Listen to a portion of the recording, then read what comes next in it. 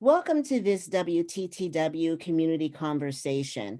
We're so glad that you could be here with us this evening as we talk about a topic that you might not know a lot about, but which touches every part of your lives if you use any digital technology.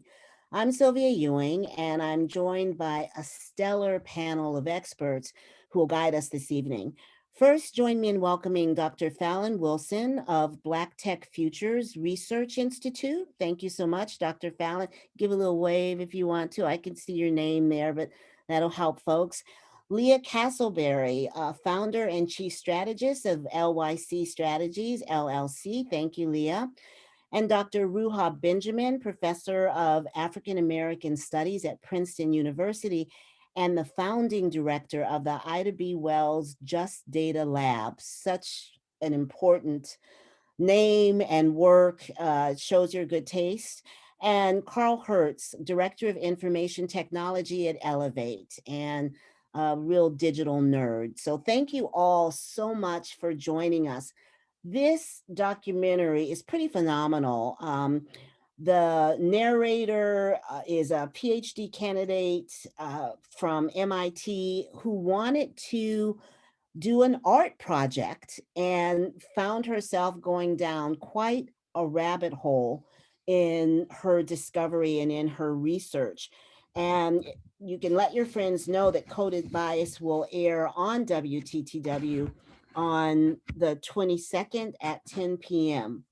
But in the meantime, I'm just going to come to you first, Leah. What resonated with you when you looked at this chilling discovery that a whimsical and fun art project exposed that Black people and women are not easily recognized or not recognized by facial recognition tools or artificial intelligence? So thumbnail for those of you who just watched the documentary or if you're joining us, but Leah, what resonated with you when you saw this? Yes, thank you so much, Sylvia, and thank you to the WTTW family for having me. I actually jotted down a quote from the end of the documentary that stood out, which was, "There is no algorithm to define justice." And I really felt like that particular quote really underscores the misconception that technology is a great equalizer and that computers can't be biased. And we know that to be false, and the documentary definitely shows that. Algorithms are trained on data, and we know that data tells a story. And in America and in the West, that story is often one of historical systemic bias. And so I am personally very passionate about tech equity and focusing on policy, research, and advocacy in my work. And for me, watching the documentary, that particularly resonated with me. Thank you so much. Dr. Fallon, what about you? I thought the documentary was amazing, first and foremost. Thank you so much for having me. I think I was more stunned by the notion of, when I think about all the platforms that have been created, they were created by fun-loving white heterosexual cis men who wanted to have a great time, but now they have literally rescoped the geopolitical atmosphere in which we live. I'm saying that they wanted to have fun. They wanted to do something novel. They wanted to create a business, but now we're having to figure out how all of their revenue, which is generated by algorithms, right? Advertisements and all those things, are now having to figure out how we defend democracy, who gets access to certain resources, the level of power and privilege that this very small group of white heterosexual cis men have is deeply disturbing, but deeply empowering in the sense that I know that there are amazing Black women like Joy and Ruha, who's on this panel, are really deconstructing these norms and making sure that, you know, Black and brown people don't get left out of this world and that we're not just objects in code. So overwhelmingly, my response from it was, wow, they wanted to have fun, but now we all policymakers like myself, we all have to sit around and think about How do we keep them from doing bad things? How do we keep companies from using it to track us into certain positions or not give us certain opportunities or say that we're deviant or say that I'm likely to abuse my child because caseworkers don't really do management of casework well, right? And so overall, it is yet again white privilege. And I just feel like you just got to drop the mic on that. It started as fun, it started as business, but now they have had the power to rescope our entire existence. And Well, to me, I love this kickoff coming out the gate hot, because we had the quote that Leah shared, and you're very clear that this fun has gone off the rails. Carl, what resonated with you? And thank you, our ally, for being here as a thoughtful young white male. And I said the young, but yeah. Thank So you for the young part. I pay me for highly that one. appreciate that.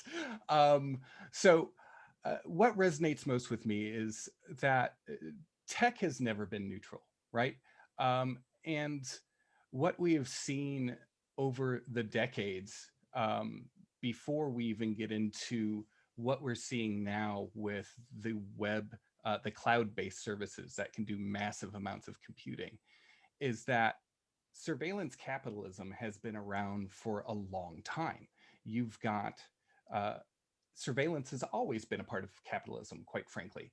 And as our tools get more powerful, they get applied in more powerful ways. So, I mean, the title of the documentary is so spot on, right? That the bias itself is encoded in the code because of who is doing the coding and what they're doing it for. Again, it's not just that they wanted to have fun, they wanted to make money.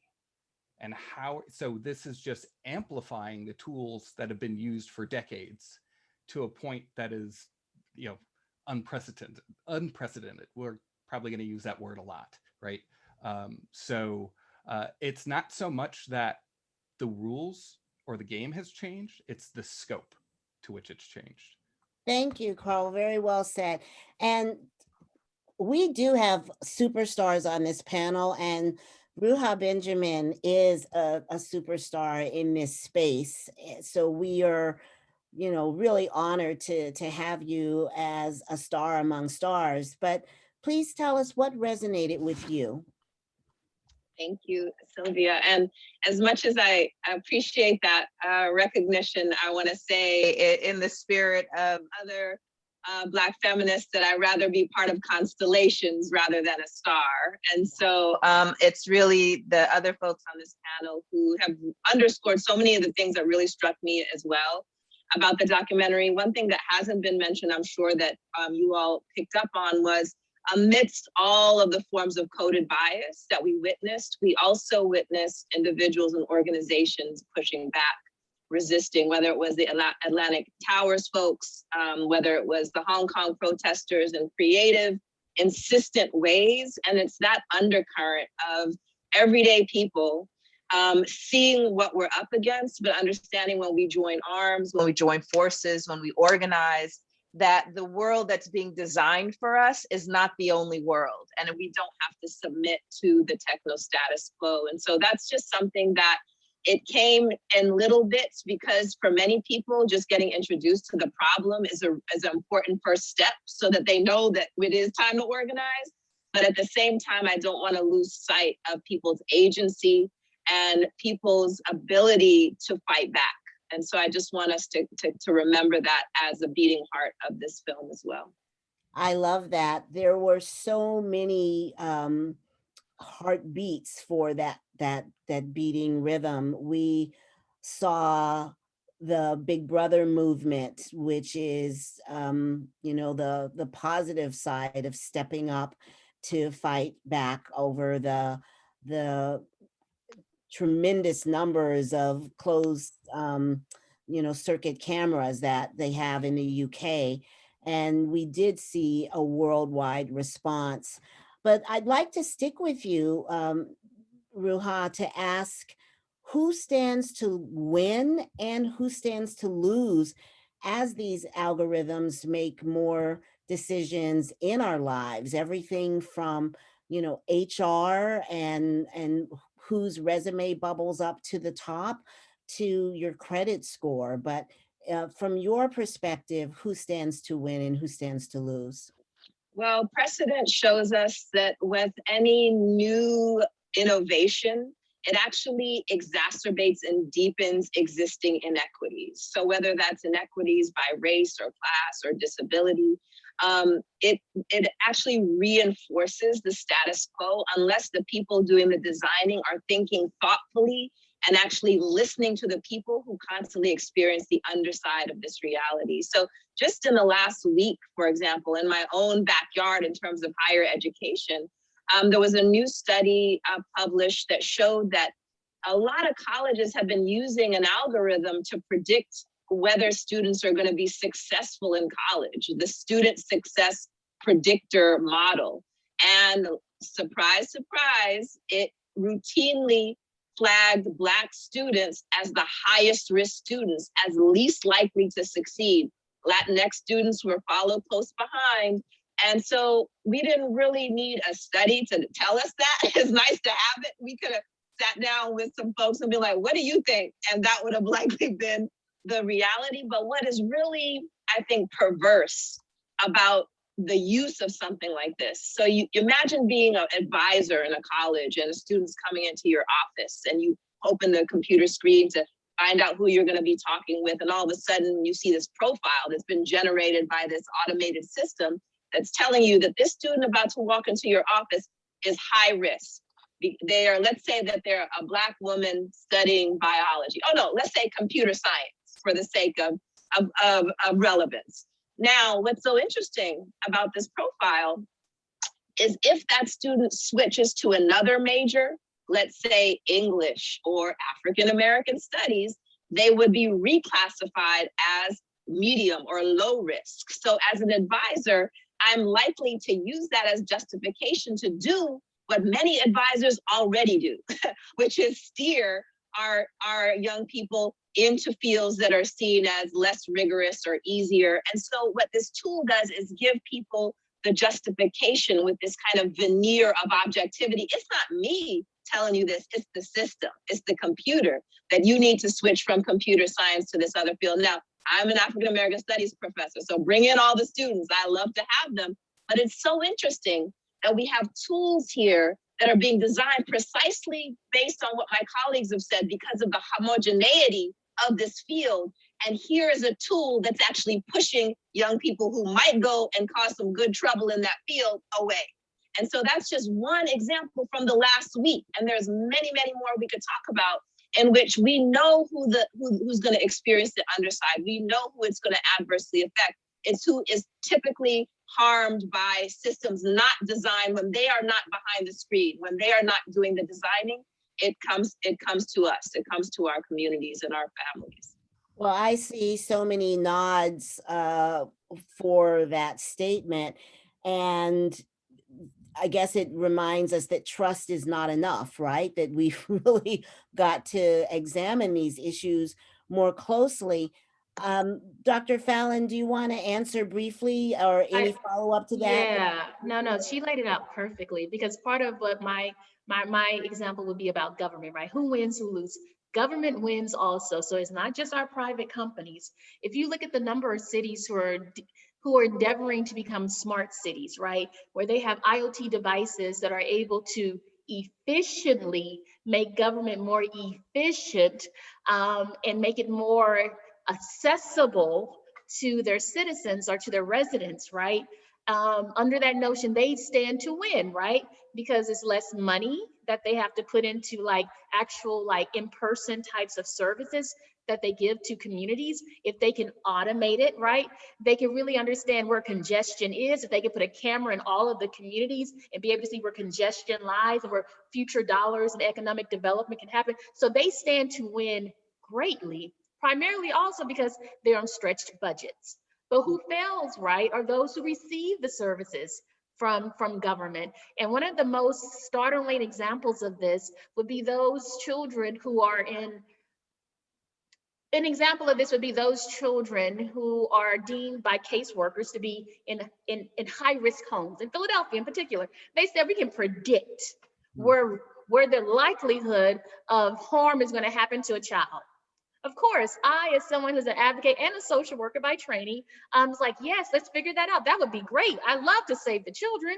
However, because we underestimate the level of casework and caseload that caseworkers have, social workers have, they don't fill everything out. They make quick assumptions, right?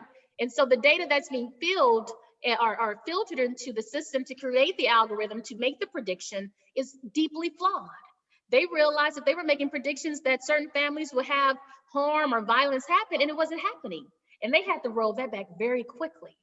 But I get why they did it. It's not only always because of implicit racism. Some of it is we have so much need and we need a tool. And this tool is going to be the thing that's going to save us, right? And so we're going to put all of our investments there because we're underfunded as a city for various types of reasons, right? But it still has the outcome that Black and brown people still will not win in the system. It is like the default on when we do these things. And so government stands to win greatly on this. It's not just the tech bros. The tech bros are flocking to government now, right? Both as a capital imperative, right? As Carl said, it is about the money, it's about the business, but also because of good-natured people like you on this call, we have made Silicon Valley feel really bad. And so they're having an existential crisis about their identity. And so they're going into government and civic tech and gov tech and public interest tech. I'm giving you all the names, right? But they're still coming with their flawed implicit biases, inexplicit biases against Black and brown people creating these systems. And so who stands to lose yet again? It is those who are the most vulnerable in our safety net systems. Because government is going to do this. We just have to deconstruct the net. Get it? Well, the net. there's so much here. And Carl, I'm going to let you jump in on that, and then I'll come to you, Leah. Winning, losing, and perhaps you wanted to share more about the capitalism angle as well. So I want to point out that, the amazing points that have been made. It's not just the personal bias of the people doing the coding, right? I mean, we're dealing with institutional racism and structural racism as well, so that when we're talking about we need a problem for a solution to help out these caseworkers, right? Our implied biases that come from our society about what they need are also baked into the software solution that comes out of it. So it's the person doing the programming may very well not be aware of those biases, but they're still making it into the code because our code reflects our society in a certain way, which is what, again, brings out the criticalness of having as many people from as many different backgrounds, especially those that have been traditionally oppressed in our society, involved with creating these algorithms. Can I just say lazy data collection? I mean, we really are talking about lazy data collection. We never want to oversample Black and brown people, right? We never want to think about the methodologies that go into it because that costs too much money. And so we rely on really descriptive data sets that are deeply flawed.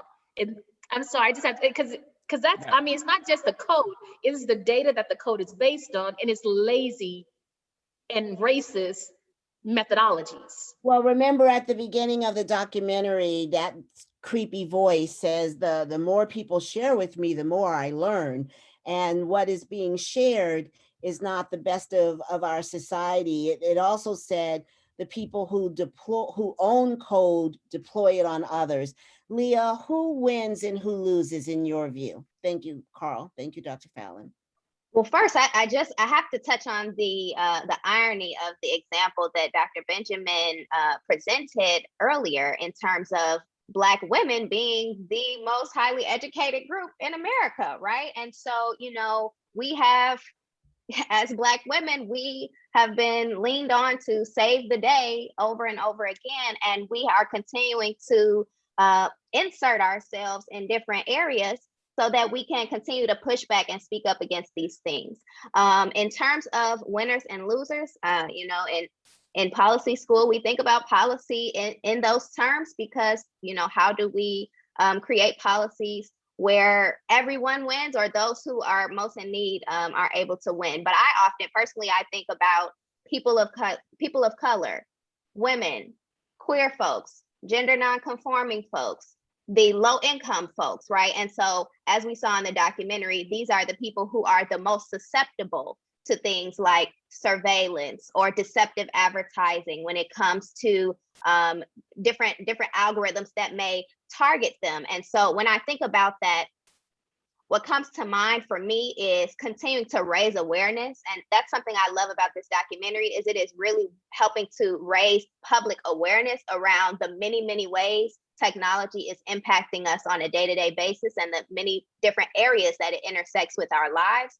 And as a public, as we become more aware of those different areas, then we have opportunity to address them and provide accountability.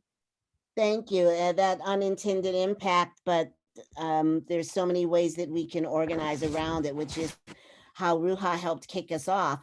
If you're just tuning in, this is a conversation on coded bias. It's a WTTW community screening as part of our belief in the power of film to engage communities in dialogue around the most important societal and cultural issues. And this is one.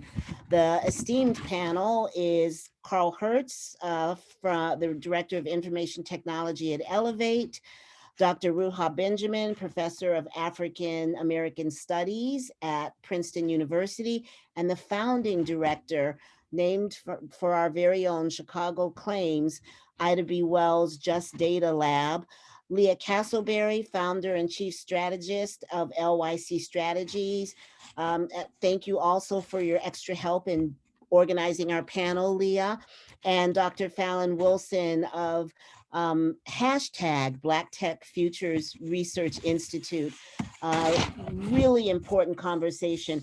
And I want to talk a little more about the film and who was in the film, because we have surfaced these issues caused by the white males predominantly who have done the coding and who have led this race for profit, for fun, for whatever reasons.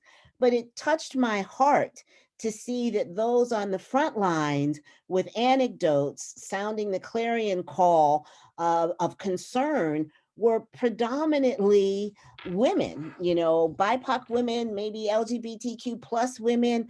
All the folks were the ones saying, wait a minute, let's do something different. And I just wonder, you've said, Leah, and others, that women are leading the way, but how did that sit with you to see these, sisters from other mothers? And I think there was one guy who might have, there was one very brown guy that I remember. But what does it say to you that this story was told by women, that choice? And Dr. Fallon, I'll come to you. Of course, this is my favorite question on the list. As a graduate of Spelman, like Dr. Ruha Benjamin, shout out Spelman, I am often, one of my favorite movements, let's be clear, there are plenty of social movements that women have led. But one of my favorites, the anti-pass campaign in South Africa. You have struck a rock. You have come to the women, you have struck a rock. And seeing the number of women in the documentary who are like not just imagining, not just thinking and theorizing, but actively mobilizing it was beautiful to see. But I will say I wanted more women of color in it. I'm just gonna name some names here. Ruha, Timit, Charlene, Afua, Andreen. Let me just say this, because this is actually a personal project. So Ruha, I'm gonna be calling you about this, and Leah, you too. I think it is so important to identify when Black women are building like at the vanguard. We often are seen as they bring us in to when the company or when the organization is going off the cliff. But we also have to recognize that often we're at the vanguard and our stories are never told or seen. And so when you talk about the work that Ruha is doing, or Sophia and other folks who are doing this work, they are literally having to navigate what it means to be a woman of color at the intersections of their universities and their institutes, right? But then having to think about the power dynamics of companies who are diabolical. I'm going to use that word, diabolical, empire, colonizing, digitally colonizing, and having to hold them accountable while they do this work for our communities just has to be said. And so it was great to see the number of women in it, but I'm going to be honest, I wanted to see more women of color, because I know that they're holding it down for us in these spaces with little funding for their institutes and their organizations, and having to figure out how to address both Congress, right, but also companies and government, and still be able to say, if they're, if they have children and families or gender norm families and all those things, it is Black women doing this. And you can footnote me on it, because it's coming. I'm gonna write an article on it, because we have to tell our Well, story. I'm gonna footnote you on it. And when we say her name, you said a lot of names. We'll probably have to do some extra, encourage people to Google them, and we'll put them on the WTTW website or something, because you said many, but we have this virtual room has a few that look at their bios and they can help you learn more. Thank you so much. Leah, what did it say to you when you saw these women leaders? And, Joy Bulawami was the narrator. We saw her getting her hair twisted. And as a producer myself, I was like, that's so much better than a stand-up. She took us into her world. And filmmakers they do the best they can with what they have. So I do want to give her that shout out, because I don't know we've ever seen a documentary get that intimate. But Leah, your thoughts? Yes, and I was thankful for Dr. Joy's transparency and authenticity. As Dr. Wilson mentioned, women have always been foundational to civil rights and justice movements, right? Whether or not they got the credit or, were the face of the movement, they were doing that labor and that work to make sure that the movements were able to drive forward.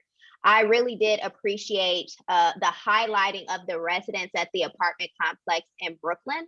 And a piece of that story that actually is not highlighted in the documentary is that work after Dr. Joy's testimony went on to result in the No Biometric Barriers to Housing Act, which, did go through Congress. So I really think that, seeing the residents, really doing that work and speaking up, even though they were being pushed back, they were, reporting them and, sanctioning them within the building. They still continued to go on, and it resulted in something that would have a national impact. And so I want to recognize them and thank them for their work and their tenacity in getting that done. That's a perfect example. And I'm going to stick with you, Leah, about we saw the pressure. We saw the same kinds of tactics that a officer might have used in a sundown town, digitized, to lead other officers to do it in places around the world. Do we need federal regulation around this technology, and how would it manifest? Absolutely, is the answer. We do need federal regulation of technology. As the example you used, the issues of criminal justice and the use of technologies and algorithmic bias in instances like we saw in the documentary of setting a bail or denying someone bail based on your zip code or something like that. In a place like Chicago, which is very segregated, I live in a predominantly Black neighborhood on the south side of Chicago, and my zip code could have an impact on how I am viewed by the criminal justice system if such a technology is being used against me. But things like housing opportunities, et cetera, those are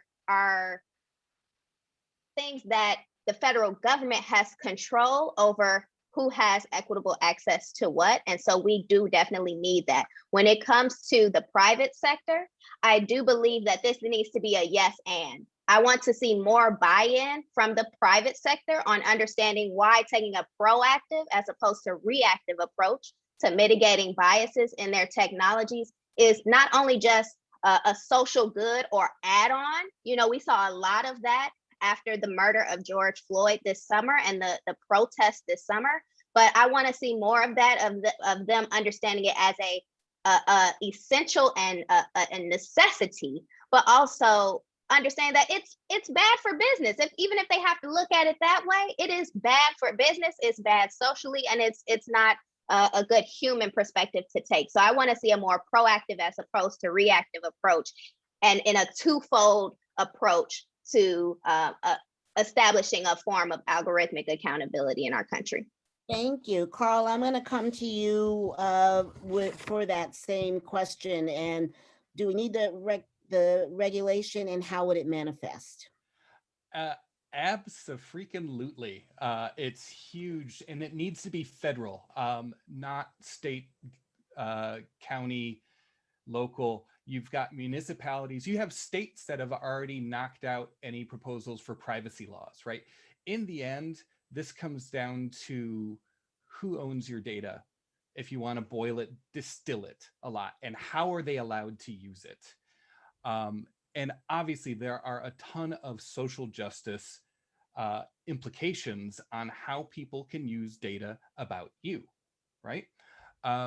And unless there's a unifying law that is applied evenly to all people, and we know from several hundred years of experience in this country that if you leave it to individual jurisdictions, you're going to have absolutely horrible laws in some areas and absolutely wonderful laws in others. We need to keep that from happening on this front. We absolutely need federal protections around this and federal legislation. Now, yes, should there be responsibilities placed on the companies to just not be evil? Absolutely. Diabolical. I loved hearing you call it diabolical. I mean, there are organizations out there right now that I consider absolutely diabolical and literally are just using all this information that they're gathering on people, whether it's biometric or relational graphing information or whatever, for diabolical purposes, to maximize profits and to cause harm. And unless there is federal legislation to stop that, they're just going to move to whatever jurisdiction allows them to do it. Well, thank you. And briefly, Dr. Fallon, it looks like you want to respond as well. Yes, I'm not talking to the policy piece, but I will say, in addition to the regulation, there should be federal policy talking specifically about how you can educate communities on algorithmic bias. It's a very privileged space, and I'm very thankful that I get to have the conversation on it, right? However, if I had to explain or translate that to my grandmother, who was 75, and I've tried, she would be like, this doesn't matter for me. Or my mother, who's like, well, I'm working a 9 to 5, but I'm on TikTok and it's unregulated, or Clubhouse. I mean, we can name all the types of unregulated spaces, right? I think there should be, and I can say this, I think there should be federal policy specifically set aside to help train communities as we do digital education about how to use a computer. Oh, what does Section 230 look like? Oh my gosh, what does bias algorithms truly mean? I think we can find monies in our budget for that level of engagement, because it's one thing to create the policies, to hold the companies accountable. But I always tell people when I do smart city work, you can have the smartest city in the world, but your residents, they need to understand it so that they can make decisions about their data. I mean, I want people to have choice, right? People should be able to say, well, hey, if you're gonna sell my data apple, I'm sorry, if you're gonna sell my data apple, I would like to opt in, and can I get my cut with my coins, okay? But I'm saying, but it takes educating our population on what it is, and we have not put funding into that, because you don't want to educate a population. Well, it's informed choice. It's almost like media literacy, which it feels like we need to bring up again in the land of false news, etc. There's a lot. Ruha Benjamin, we have just a few minutes before we're going to wrap. I'd love your thoughts on that, and then I'm going to move to our future. But do you think that we need federal regulation, as do all of our guests? And for you, how would it manifest? And help a grandma who, now after watching this, I'm just thinking the 8-year-old who loves, the Roblox or whatever, I'm having conversations with her that she's wondering, what are you talking about, Grandma? I'm like, don't buy things because the computer told you to buy things. So we probably need a different way of saying that. But what are your thoughts on this? Well, on that very last point, I mean, one of the ways to think about it is that if you're getting targeted for something, like say some cute new shoes or a new outfit that you were scrolling on one website and it's coming to you with that ad, if you can be targeted for something, that also means you can be excluded from other things. And that's exactly what's happened with many targeted ads when it comes to housing, when it comes to jobs. And so in the same way that they can say, we want to profile people like this to see these cute outfits or these new shoes, they can also say, we don't want people in certain zip codes, going back to Leah, or certain profiles to see housing for this particular real estate or see jobs in this particular sector. So just remember that the ease and the convenience that allows us to have all of these things to make it feel like it's tailored to us also means that the flip side, that you can also be excluded without you even knowing it. In my grandma's generation, for example, she would go up to a hospital and she might see a whites only sign, or she might know she can't buy houses in a certain neighborhood. And so you could point to the forms of exclusion and discrimination because it was right in your face. Now, and is what I call the new Jim Code, is that it's not in your face. It's actually behind the screen, behind the scene. You don't even get offered anything, and you don't even know that it's being taken away from you because it's hidden from view. And so what we're doing tonight, what the documentary is doing, what the ecosystem that Dr. Wilson is building, what the organization that Leah is creating, is trying to expose and bring to light these things that they would rather remain hidden, because you can get away with stuff as long as it stays in the dark. But what we're doing together, and that's really the first step, is shining a light on these issues so that we can organize. And in almost every major city right now, in many regions of not just the country, but the world, everyday people are starting to organize around this. And they're shifting what might initially be paranoia about surveillance, about tracking, about targeting, into power. So if you feel paranoid right now, if you feel like, oh no, I can't log into this or I can't do that, we have to take all that energy, which is rightfully created, but actually channel it and organize and work together to build power. And there's many things happening in Chicago, in Detroit, in New York, in Atlanta, in California, in Los Angeles. Everywhere we turn, there are organizations, and what we will try to do, I think, with this, the website, is actually list many of those organizations so people can be plugged in, because we will feel disempowered if we just think it's just us against them. If we just think of ourselves as consumers. Yeah. I want to come back to you for the very last word on this. But I'm going to come to Leah right now. What's the potential? What's our future? Over 117 million people are in the system of whatever that might be. The new Jim Code, an international invasion of, capitalization of our privacy. How do we monitor this? And is there anything good that can come of it? Your last thought. Big questions. So we know technology penetrates every aspect of our lives, and I don't think that's gonna change very soon. And I think the pandemic has only shown us how essential being connected is in order for us to be productive members of society, right? And so access to technology, internet as a utility, right, for the purposes of things like access to telehealth, things like booking your vaccine online, things like making sure our children have the ability to go to school and are not falling behind. I think these are things we're going to have to continue to grapple with even beyond the pandemic.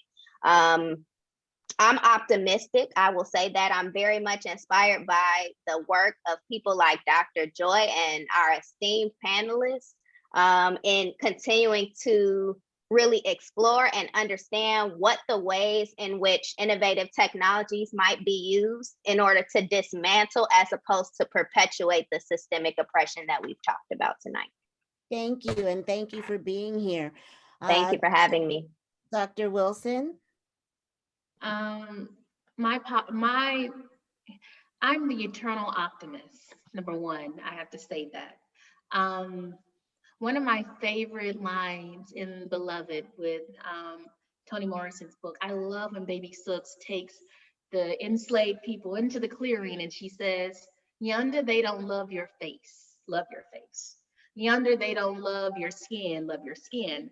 And then she goes into this whole soliloquy about children laughing, women crying, men dancing, and then the gender fluidity and the transgenerational mix of it all, and it becomes like Black joy on like overload.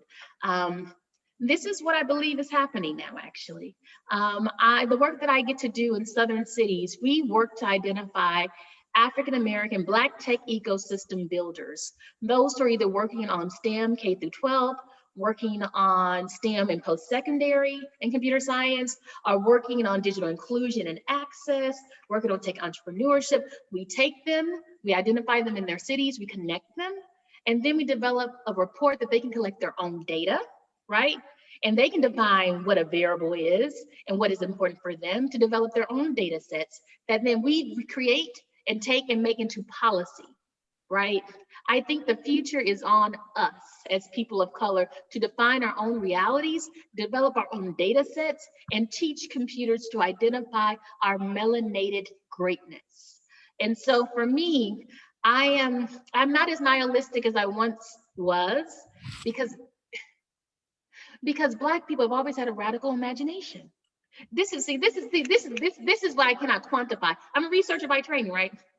I love data, I love research, but there are just some things you can't I can't quantify the spirit of people who have been oppressed, but yet they have lived through the most tragic conditions, but yet they still vision and dream. And there's something about prophecy and science and faith and joy that somehow becomes a code unto itself, right? Some type of algorithm of living that I find that Black people and brown people, or people who have always been on the margins of society, have, that irrespective of what Big Brother does, irrespective of what government do, because depending on who's in office, we all know what the last 4 years has been, right? My money will always be on people defining their own reality, which is why it's so important to me that we educate our communities like we did with Freedom Schools in the 1960s, transgenerational learning spaces, not necessarily how to code, because I'm not a coder. I'm a public interest technologist. I learned the world because I want people like us to be able to make decisions for our families. And I think, so when I say about the future is that I put money on the radical imagination of oppressed people to envision themselves as living, not as deficits. Thank you, I appreciate it. Carl, what do you think? Wow, I get to follow that. Oh, wow. So inspirational.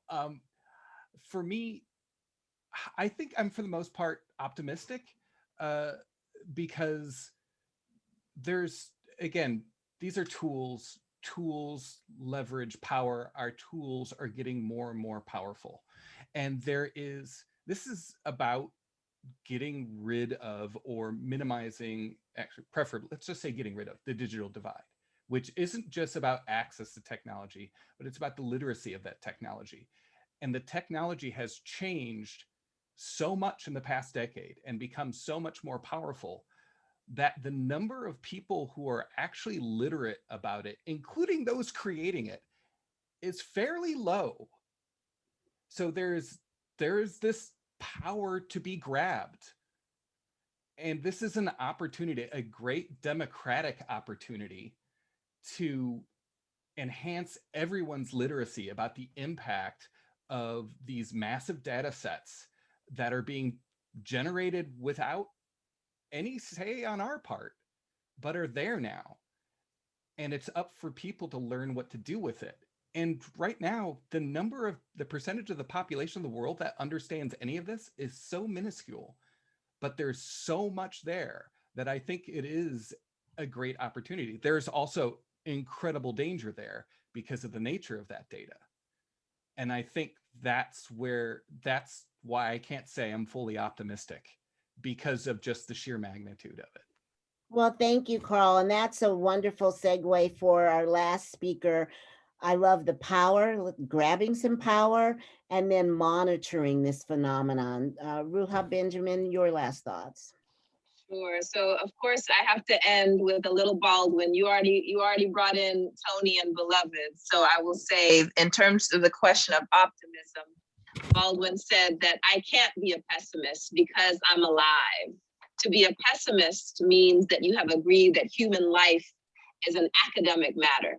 So I am forced to be an optimist. I'm forced to believe that we can survive whatever we must survive.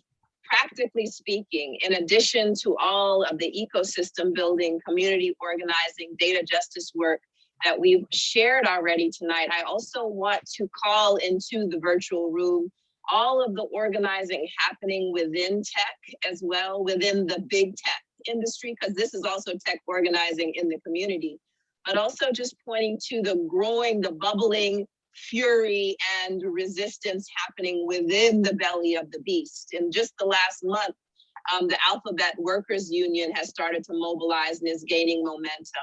And there's been a number of other efforts and unionization and petitions. And so part of it is to understand that technology is not just what happens in terms of us on the receiving end, consuming technology, but even the people who are creating it are disempowered.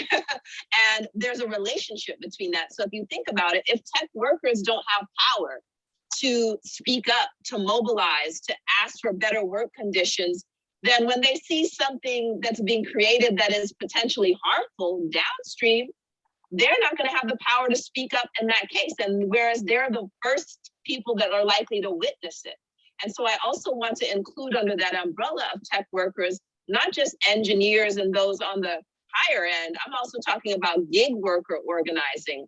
Right now, there's how many hundreds of thousands Instacart workers shopping in our grocery stores that are being governed by algorithms that don't give a damn about them, don't care what they feel like, what they're going through.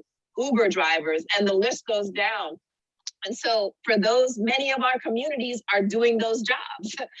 They know technology intimately because they have to abide by those algorithms in that everyday gig work.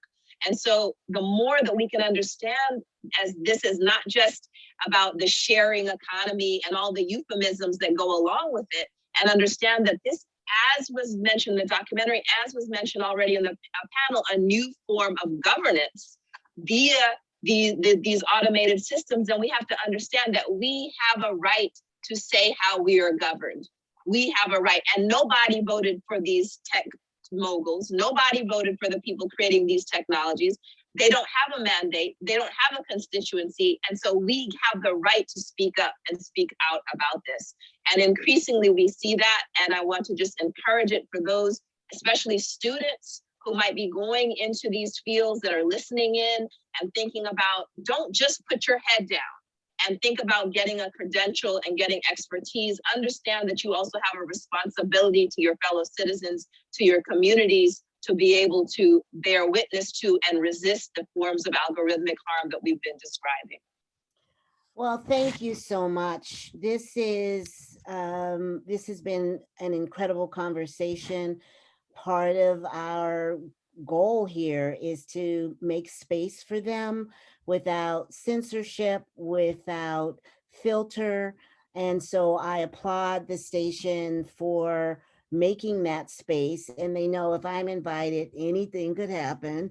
So I'm really pleased about that. And each of you has opened our eyes in so many ways, giving us names to look up, giving us the language to use. Just even saying Jim Code makes you go, oh, and you get it. Thank you for your work. I'll thank Dr. Fallon Wilson, Leah Castleberry, Carl Hertz, and Ruha Benjamin. You can watch this on the 22nd at 10 p.m. on WTTW. If you got any merit from this conversation, share it with your friends and let them know about it. I did hear some entrepreneurs talking about what they could do. And I would say this to any sentient being, student, policymaker, um, elected official. What are the unintended impacts of what you're doing? How sustainable is what you're doing for our environment? Where is the equity and the diversity in what you're doing? And if you can ask those questions, then we're on our way to a better world. And we've had, Toni Morrison and others mentioned. I'm going to bring in a little Lucille, Lucille Clifton for my final note. Won't you celebrate with me what I have shaped into a kind of life?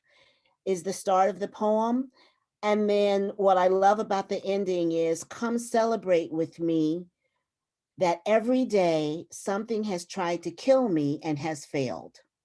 So I am a rational optimist, and I thank you all for being here and wish you the best of luck. Thank you so very much. Good night, everyone. Thank you for watching.